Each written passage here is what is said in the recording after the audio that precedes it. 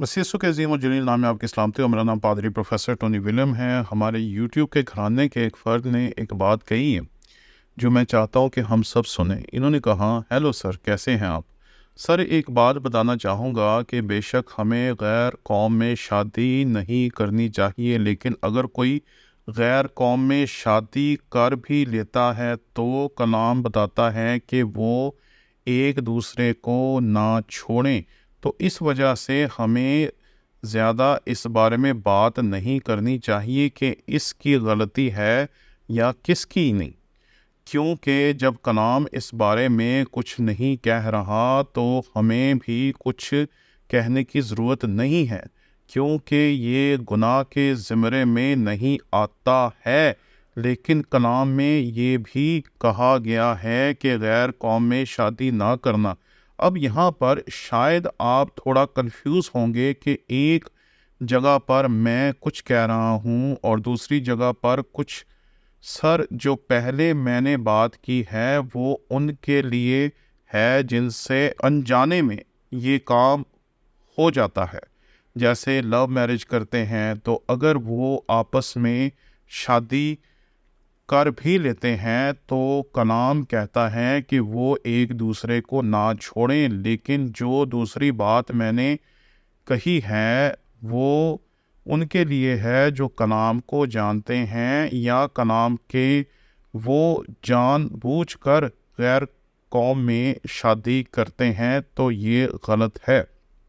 आगे जाकर जब लोग इनसे पूछते हैं कि आप जो ये बात कर रहे हैं किसकी सपोर्ट में, आप क्या कहना चाहते हैं, तो ये बड़े जोश व खरोश के साथ उनके सामने खुदावंद के कलाम में से हवाले पेश करते हैं और उनको बताते हैं कि खुदावंद के कलाम में तो ये लिखा हुआ है। और जब मैंने ये देखा कि ये करंथियों के नाम पौलुस रसूल का ख़त उसका 7वां बाब और उसकी 13वीं आयत पेश कर रहे हैं, तो मैंने सोचा कि इस बारे में हमें बात करनी चाहिए।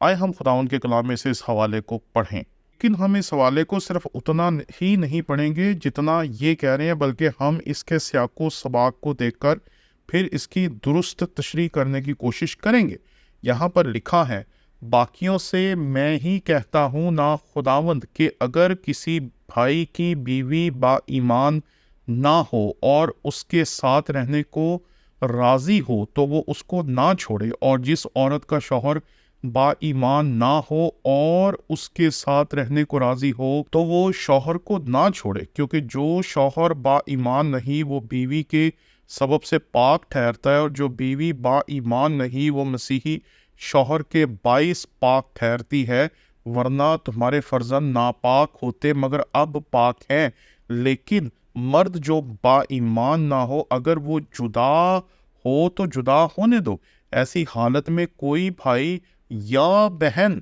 यहाँ दोनों की बात है जी, कोई भाई या बहन पाबंद नहीं, और खुदा ने हमको मेल मिलाप के लिए बुलाया है। क्योंकि ए औरत, तुझे क्या खबर है कि शायद तू अपने शौहर को बचा ले, और ए मर्द, तुझको क्या खबर है कि शायद तू अपनी बीवी को बचा ले। मैं जब इस हवाले को देखता हूँ तो यहाँ पर एक बात वाज़ेह है कि पौलुस रसूल कहता है कि मैं ये जो बात कर रहा हूँ ये दरअसल उन लोगों के बारे में नहीं है जो लव मैरिज करेंगे या जो लव मैरिज करना चाहते हैं या जो अपनी मर्जी की शादी करना चाहते हैं या जो किसी के साथ अपने ताल्लुक को कायम करना चाहते हैं। यहाँ बात शादी शुदा लोगों की हो रही है। अगर आप इस हवाले को एक दफ़ा पढ़ें, 2 दफ़ा पढ़ें, 3 दफ़ा पढ़ें, तब भी आपको इसमें कभी भी गैर शादी शुदा के शादी करने की तरफ कोई इशारा नहीं मिलेगा। यहाँ सिर्फ बात की जा रही है वो लोग जो गैर कौमों से मसीहियत में आए। और ऐसा होता था माजी में कि कभी कोई औरत मसीह को कबूल कर लेती थी और कभी कोई मर्द मसीह को कबूल कर लेता था, और उसकी बीवी और उसका शौहर जो है वो अभी मसीह के पास नहीं आता था। तो उन्होंने कहा कि यहाँ पर मैं ये बात वाज़े करना चाहता हूँ कि तुम्हें सिर्फ अपने मजहबी इम्तियाज़ की वजह से एक दूसरे को नहीं छोड़ देना चाहिए, बल्कि अगर ऐसा हो तो तुम्हें सोच समझ के फैसला करना चाहिए कि तुम करने क्या जा रहे हो। और यहाँ पर वो बिल्कुल वाज़े तौर पर कहता है कि अगर बीवी अपने शौहर के साथ रहना चाहे और शौहर अपनी बीवी के साथ रहना चाहे तो वो रहना बिल्कुल दुरुस्त है। यहाँ फिर मैं वाज़े तौर पर बात कर रहा हूँ कि ये हवाला कभी भी लव मैरिज की तरफ, यानी ये जो हाल ही में जो टिकटॉकर्स की शादी हुई है, इस तरह की शादियों की तरफ इशारा नहीं कर रहा। یہ ان کی طرف اشارہ کر رہا ہے جو غیر مسیحی تھے، جو یہودی تھے، جو غیر یہودی تھے، جو رومی تھے یا کسی بھی اور مذہب سے مسیحیت میں آتے تھے، یہ ان کی طرف اشارہ کیا جا رہا ہے کہ جب کوئی غیر مذہب سے مسیحیت میں آتا ہے تو اس کے لیے اصول کیا ہیں۔ یہ نئی شادی کرنے والوں کے لیے اصول نہیں ہے، نئی شادی کرنے والوں کے لیے وہی اصول ہے جس کو چرچ نے 2000 مرتبہ آپ کے سامنے دہرایا ہے اور واضح کیا ہے، اور آج بھی میں ان حوالوں کو دوبارہ آپ کے سامنے رکھنا چاہتا ہوں۔ اس ضمن میں جو پہلا حوالہ ہمارے سامنے آتا ہے وہ استثناء اس کے 7ویں باب کی 3 آیت ہے، تو ان سے بیاہ شادی بھی نہ کرنا، نہ ان کے بیٹوں کو اپنی بیٹیاں دینا اور نہ اپنے بیٹوں کے لیے ان کی بیٹیاں لینا۔ یہ یہودی روایت ہے جو یہودیوں کے لیے خدا نے دی تھی، اور وہ اس روایت پہ قائم تھے۔ آپ کو یاد ہے کہ بابل کی اسیری میں جب یہودی چلے گئے تو وہاں جا کر انہوں نے غیر قوموں سے شادیاں کر لی، غیر قوموں کی عورتوں سے شادیاں کر لی۔ اور اگر آپ عزرا اس کا 9واں باب اور اس کی پہلی 3 آیات پڑھیں تو یہاں لکھا ہے، جب یہ سب کام ہو چکے تو سرداروں نے میرے پاس آ کر کہا، اسرائیل کے لوگ اور کاہن اور لاوی ان اطراف کی قوموں سے الگ نہیں رہے، کیونکہ کنانیوں اور ہتھیوں اور فرزیوں اور یبوسیوں اور امونیوں اور موابیوں اور مصریوں اور موریوں کے سے نفرتی کام کرتے ہیں، چنانچہ انہوں نے